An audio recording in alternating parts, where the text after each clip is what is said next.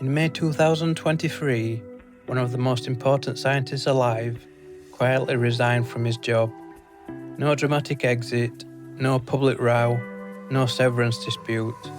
He simply sent an email, left the building, and then walked in front of every camera he could find to tell the world that the technology he had spent 50 years building might be one of the most dangerous things humanity had ever created. He was 75 years old. He had just won the Turing Award, the Nobel Prize of Computing. He had recently been described as the single most important figure in the history of artificial intelligence. Google had paid $44 million for his company a decade earlier and had kept him on staff ever since. By any measure, he had already won.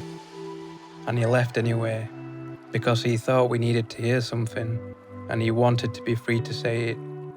This is the story of Geoffrey Hinton, the man who built the brain of the modern world, and then told us to be very careful what we do with it. Geoffrey Everest Hinton was born in London in December 1947 into a family that had an unusual relationship with abstract thought. His great-great-grandfather was George Boole. If that name does not immediately ring a bell, it should. George Boole was the mathematician who invented Boolean algebra, the system of logic that underpins every computer ever built. True or false, 1 or 0, on or off, the entire digital world sits on that foundation.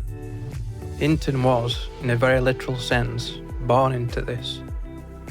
He studied experimental psychology at Cambridge, which sounds like a detour, but was actually entirely deliberate. Hinton was not interested in computers for their own sake. He was interested in something far more specific and far more ambitious. He wanted to understand how the human brain actually learns, not in a philosophical sense, in a mechanical one. What is physically happening inside a brain when it acquires knowledge, and could you replicate it? He completed his PhD in artificial intelligence at the University of Edinburgh in 1978. This was a period when the field of AI was at one of its lowest points, what historians of the subject rather dramatically call the first AI winter. Funding had dried up, optimism had curdled. Prevailing academic view was that the whole enterprise of building thinking machines had been largely a waste of everyone's time. Governments and universities were walking away. Hinton was not particularly concerned by any of this. He had a different problem. He had an idea that almost nobody else took seriously, and he had decided he was going to pursue it regardless. The idea was neural networks. The concept had been around since the 1940s. The notion that you could build a computational system loosely modelled on the structure of neurons in the brain. Not literally replicating biology, but borrowing the principle. Layers of interconnected nodes that process information, pass signals forward, and crucially, learn from their mistakes. The problem was that nobody could make them work properly. There was a fundamental mathematical obstacle around how you trained multi-layered networks, how you got the error signals to flow backwards through the system so the network could actually update itself and improve. Without solving that, you had something that sounded wonderful in theory and performed poorly in practice. Hinton, working with David Rumelhart and Ronald Williams, published a paper in 1986 that set out a practical solution to this problem. It was called backpropagation. The technique showed how to efficiently calculate the contribution of every parameter in a neural network to the final output error, and then adjust all of them accordingly. In simple terms, it gave neural networks a meaningful way to learn. This should have been a watershed moment. It was not, quite yet. The mainstream of AI research remained committed to a very different approach. Rule-based systems, symbolic logic, what was called good old-fashioned AI. The argument against neural networks was that they were a black box. You could not see inside them. You did not know why they produced a given output. You could not audit the reasoning. They were, in the view of much of the field, too opaque to be trustworthy and too computationally expensive to be practical.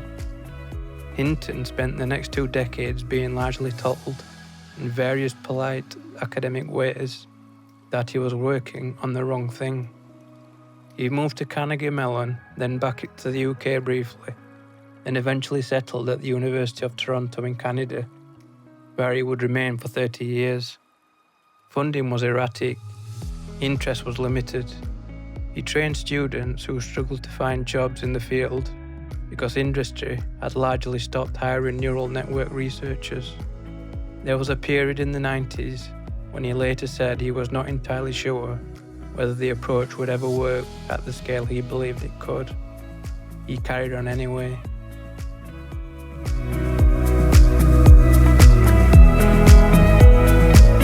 The turning point came in 2012, and it came in the form of a competition.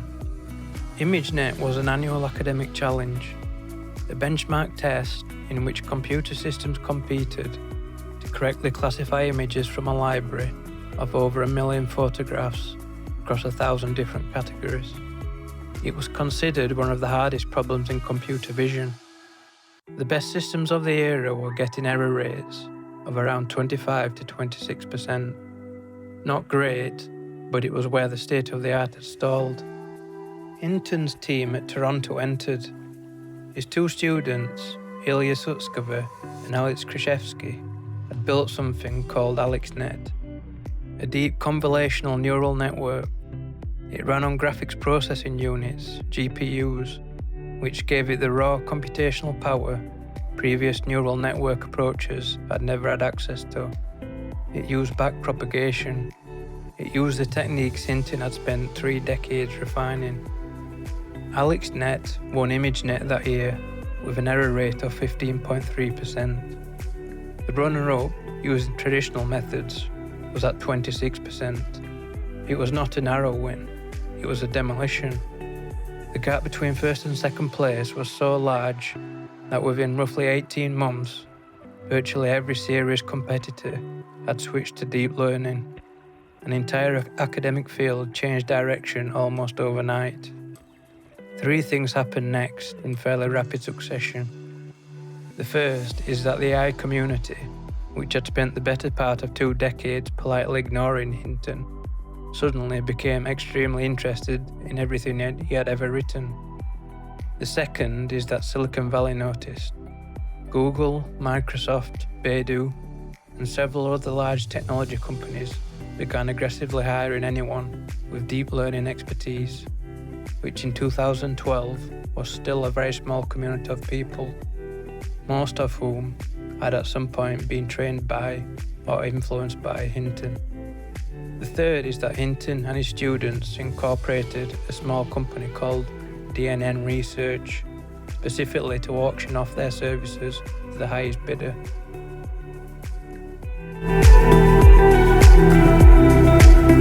What happened next is one of the more interesting commercial moments in recent technology history, and one that tends to get glossed over in the usual narrative. The auction was essentially a live bidding war. Google, Microsoft, Baidu, and DeepMind all participated. The bids were conducted by email. Hinton had a rule. Once any company dropped out, they could not re-enter the process. The final price was $44 million. Google won. To be precise about what Google purchased, they did not acquire a product, they did not acquire revenue, they acquired 3 people, one of whom was a 75-year-old academic who had never previously been particularly celebrated outside his own field, and whose work had been commercially ignored for the better part of 30 years. The $44 million was paid almost entirely for ideas and expertise. Hinton joined Google Brain, initially splitting his time between Toronto and Google. He was now employed by one of the wealthiest companies on earth, to do more or less exactly what he had been doing in academia: research. The difference was the resources. Google had the infrastructure, the data, and the computational power to test ideas at scale that would have been unimaginable in a university setting. The financial logic of that acquisition has, in hindsight, become somewhat difficult to overstate. Google's products, search, translation, image recognition, voice assistant, advertising optimization, are all now substantially powered by deep learning. The entire transformer architecture that underlines modern large language models sits on conceptual foundations that Hinton's work helped establish. When you use any AI product today, and you almost certainly do, probably without realizing it, you are, at some levels of abstraction, using something he helped build. In 2018, Hinton, alongside Yann LeCun and Yoshua Bengio, was awarded the Turing Award. The prize money was $1 million, split 3 ways. They are sometimes called the Godfathers of deep learning, which is a title that sounds considerably more glamorous than the actual experience of spending decades having your work dismissed by peer reviewers. Hinton used the phrase, "the 3 of us just refused to give up," in his acceptance remarks. He said it without particular drama, which somehow made it land harder.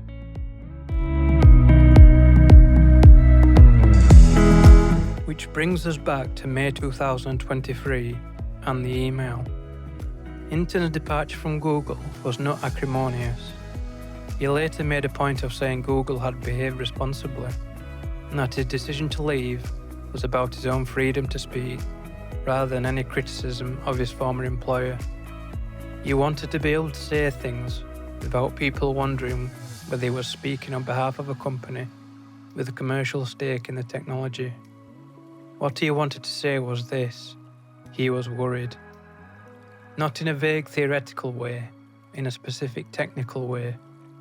He was worried about the speed at which the technology was advancing relative to our understanding of it.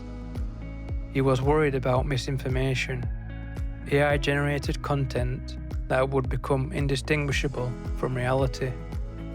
He was worried about job displacement at a scale and speed that societies were not prepared for. And he was worried about the longer-term question of whether systems that could eventually exceed human intelligence in important ways might develop goals that were not aligned with human well-being. He also said something that caught a lot of people off guard. He said he partially regretted his life's work, not because he thought it was wrong to pursue the science, but because he had not anticipated that it would progress this quickly, or that it would be deployed this broadly, before the serious work of understanding how to control it had been done. He compared himself gently to the physicists who worked on the atomic bomb and then spent the rest of their lives arguing for arms control. In October 2024, he was awarded the Nobel Prize in Physics, jointly with John Hopfield, for foundational discoveries in machine learning. He was 76 years old and described the moment as unexpected. Given his family history, it was arguably the least unexpected thing that had ever happened to him, but that is a different observation. The question the story leaves open is one that nobody has answered yet. If the man who built the foundation is calling for caution, and the industry he enabled is accelerating regardless, what happens next? Who is responsible? And what does accountability even look like when the technology is already everywhere? Those are not rhetorical questions. They are genuinely unresolved. And that, more than anything else, is what makes this story matter.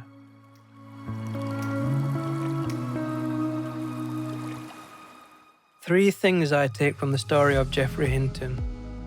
The first is that being right too early costs you decades. Hinton's core ideas were not wrong in the 70s, 80s or 90s. They were right. They were just waiting for computational power to catch up. The lesson for anyone building something the market has not yet validated The work is not wasted just because the moment does not arrive. The question is whether you are willing to stay in the room until it does. The second is about what expertise is actually worth. Google paid $44 million for 3 people's knowledge. Not a factory, not a patent portfolio, not a user base. Knowledge. In the modern economy, the most valuable thing a human being can possess is a sufficiently rare and sufficiently correct understanding of how something important works. That is not a comfortable thought for a lot of industries, but it is an accurate one. The third is harder to sit with. Hinton built something extraordinary, was celebrated for it, and then spent his remaining years warning us to be careful. Not because the technology is evil, but because the incentives driving its deployment, speed, profit, competitive advantage, are not naturally aligned with the kind of caution that its risks arguably require. He made his money, he got his prizes, he walked away anyway to say something uncomfortable. That is rarer than genius, and it matters more than the Nobel. If you want to understand how we got here, our set of ideas developed in underfunded university labs became the engine of a multi-trillion-dollar industry inside a single decade, this series is telling that story from the beginning.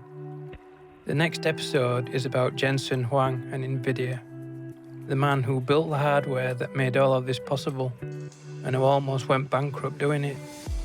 Subscribe so you don't miss it.